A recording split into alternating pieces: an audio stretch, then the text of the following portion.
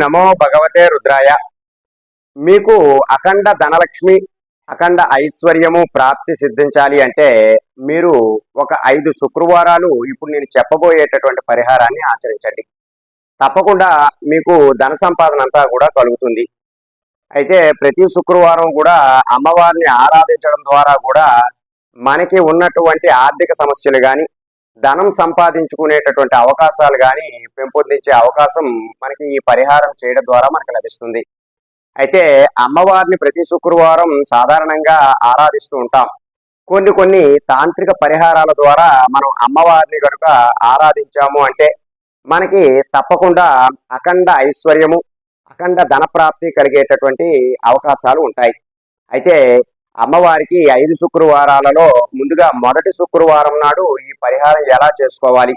ఈ పరిహారం ముందుగా ఒక చీపురు కిందని ఇప్పుడు నేను చెప్పబోయేటటువంటి పదార్థాలన్నీ కూడా ప్రతి శుక్రవారం నాడు కూడా పెట్టి, మరుసటి రోజు అంటే శనివారం నాడు ఈ యొక్క పదార్థాన్ని అంతా కూడా తీసి, అంటే ఇప్పుడు నేను చెప్పబోయేటటువంటి పరిహారంలో ఉన్నటువంటి ఆ పదార్థాన్ని అంతా కూడా మీరు ఒక చక్కనైనటువంటి ఒక ప్రదేశం, అంటే మంచి ప్రదేశంలో మీ ఇంట్లోనే దేవుడి గదులు అయితే దేవుడి గదులని, లేదా ఎవరు ముట్టుకోనటువంటి ప్రదేశంలోనైనా ఈ మూటనంతా కూడా పెట్టుకోవాలి.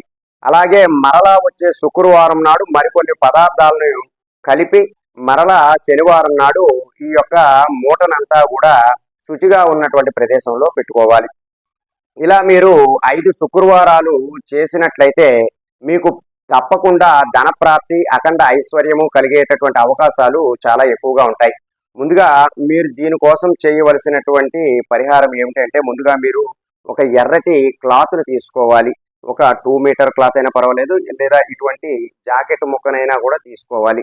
దీనిలోకి మీరు ఒక 2 కర్పూరం బిళ్ళలను వేయాలి.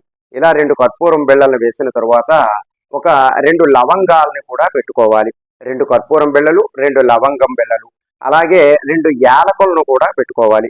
ఇప్పుడు దీనితో పాటుగా కూడా ఒక రూపాయి నాణాన్ని ఉంచాలి. ఇలా ఉంచినటువంటి దీనిని అంతటినీ కూడా ఒక మూటగా తయారు చేసుకుని, ఈ మూటనంతటినీ కూడా మీ చీపురు కింద ప్రతి శుక్రవారం నాడు రాత్రి ఉంచి, మరుసటి రోజు శనివారం నాడు ఈ యొక్క మూటనంతటినీ కూడా తీసుకెళ్లి శుచిగా ఉన్నటువంటి ప్రదేశంలో పెడతారు. అలాగే 2వ శుక్రవారం నాడు మరి ఒక 2 వీటితో పాటుగా అవి కూడా కలపాలి.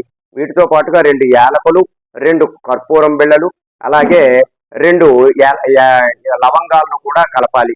రూపాయి నాణ్యమును మరలా మీరు కలపన అవసరం లేదు, యాడ్ చేయని అవసరం లేదు. అలాగే 3వ శుక్రవారం నాడు మరి ఒక 2 యాలకులు, మరి ఒక 2 లవంగములు, మరి ఒక 2 కర్పూరం బిళ్ళలను కూడా మరలా యాడ్ చేయాలి.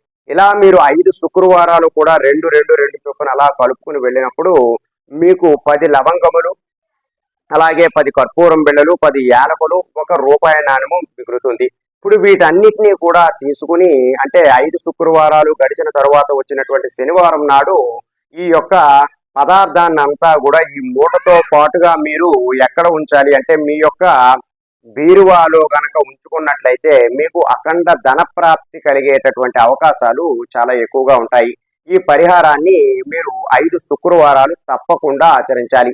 ఎప్పుడైతే ఈ పరిహారాన్ని ఆచరిస్తున్నారో ఆ శుక్రవారం నాడు మీరు చాలా జాగ్రత్తగా ఎటువంటి మత్తు పదార్థాలు కానీ, లేదా ఎటువంటి తినకూడనటువంటి నిషిద్ధమైనటువంటి పదార్థాలు కానీ తినకుండా ఉండే విధంగా ఉండేలాగా ప్రయత్నం చేసి ఈ పరిహారాన్ని ఆచరించండి.